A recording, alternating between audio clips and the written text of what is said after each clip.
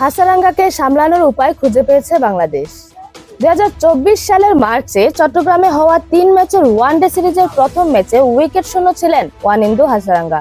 তবে পরের 2 ওয়ানডেতে Lankan leg spinner শিকার করেছিলেন 6 উইকেট। একদিন আগেই কলম্বোর প্রেমাদাসায় বাংলাদেশের 4 ব্যাটারকে ফিরিয়েছেন কোনো কিছু বুঝে ওঠার আগেই।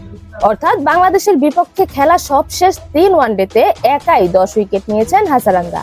পরের ম্যাচেও সফরকারীদের গলার কাটা হয়ে উঠতে পারেন তারকা এই লেগ স্পিনার। হাসারাঙ্গাকে সামলাতে বাঁহাতি ব্যাটারদের বেশি বল খেলার পরামর্শ পেয়েছেন বাংলাদেশের ব্যাটাররা। প্রেমাদাসায় 245 রানের লক্ষ্য তারায় ঠিক পথেই ছিলেন তানজিদ হাসান তামিম ও নাজমুল হোসেন শান্ত। অভিষিক্ত পারভেজ হোসেন ইমন দ্রুত ফিরলেও তারা দুজনে মিলে সেটার প্রভাব পড়তে দেননি। 16 ওভার শেষে বাংলাদেশের রান 96, উইকেট হারিয়েছে একটা। পরিস্থিতি বিবেচনায় জয়টা বাংলাদেশের হওয়ার কথা ছিল, অথচ শান্ত রান আউটে কাটা পড়তেই দুমড়ে মুচড়ে গেছে বাংলাদেশের ব্যাটিং অর্ডার। প্রথমবার বোলিংয়ে এসেই সব লন্ডভন্ড করে দেন হাসারাঙ্গা। নিজের করা দ্বিতীয় বলেই লিটন দাসকে লেগ বিফোর উইকেটের ফাঁদে ফেলেছেন ডানহাতি এই লেগ স্পিনার। একই ওভারে হাফ সেঞ্চুরিয়ান তানজিদের উইকেটও নিয়েছেন তিনি। পরবর্তীতে মেহেদী হাসান মিরাজ, জাকের আলী অনেকও লঙ্কান স্পিনারের শিকার হয়েছেন। 7.5 ওভারে মাত্র 10 রান খরচায় হাসারাঙ্গা নিয়েছেন 4 উইকেট।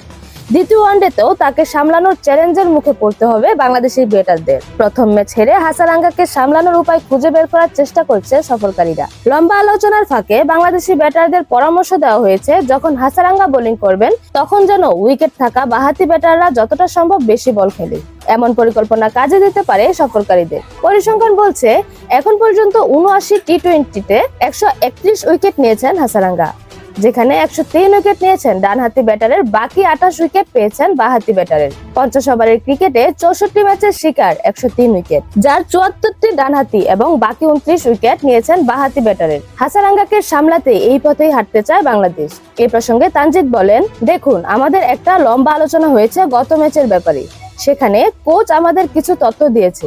গত ম্যাচে আমরা যেভাবে ধসে পড়েছি সেখানে একটাই তথ্য, এরকম উইকেটে যারা থিতু হতে তাদের ম্যাচ শেষ করতে হবে, কারণ উইকেটে গিয়েই নতুন ব্যাটারদের জন্য কঠিন, কারণ ওদের ভালো মানের স্পিনার আছে।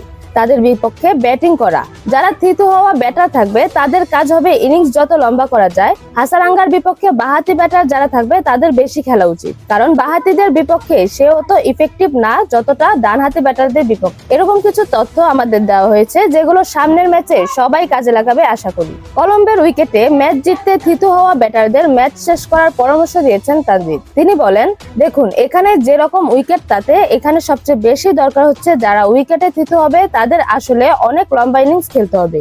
আমি আর শান্ত ভাই যেভাবে থিতু হয়েছিলাম ওখানে যদি আমরা কয়েকটা ওভার থাকতে পারতাম, অন্তত 5 থেকে 10 ওভার, যদিও আরো খানিকটা থিতু হতে পারতাম, তাহলে ম্যাচটা অনেক ভালোভাবে বেরিয়ে আসতো এবং পরবর্তী ব্যাটারদের জন্য সহজ হয়ে যেত। আমার বার্তা থাকবে, যারা থিতু হবে তাদের যেন শেষ পর্যন্ত খেলার চেষ্টা করতে হবে। ভালো শুরুর পরও 5 রানের ব্যবধানে 7 উইকেট হারায় বাংলাদেশ। অবিশ্বাস্য এক ব্যাটিং ধসে সফরকারীদের হারতে হয়েছে 77 রানে।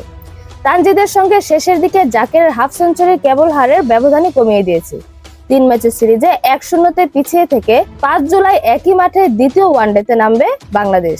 তানজিদের জানান, পরের 2 ম্যাচ চিন্তা না করে শুধুমাত্র দ্বিতীয় ওয়ানডেতে ফোকাস করতে চান তারা। দলের লক্ষ্য নিয়ে বাংলাদেশের ওপেনার বলেন, দলের লক্ষ্য হচ্ছে যেহেতু 3 ম্যাচের সিরিজ একটা হয়েছে এবং সামনে আরো 2 ম্যাচ বাকি আছে, আমরা 2 ম্যাচের চিন্তা করছি না, কারণ সামনের ম্যাচটা অনেক গুরুত্বপূর্ণ সিরিজে টিকে থাকতে আমাদের সবার সামনের ম্যাচে ফোকাস থাকতে হবে। এরকম আরো নতুন নতুন খেলার আপডেট পেতে অবশ্যই চ্যানেলটি সাবস্ক্রাইব করে রাখুন। ধন্যবাদ। লেভাজ নিউজ।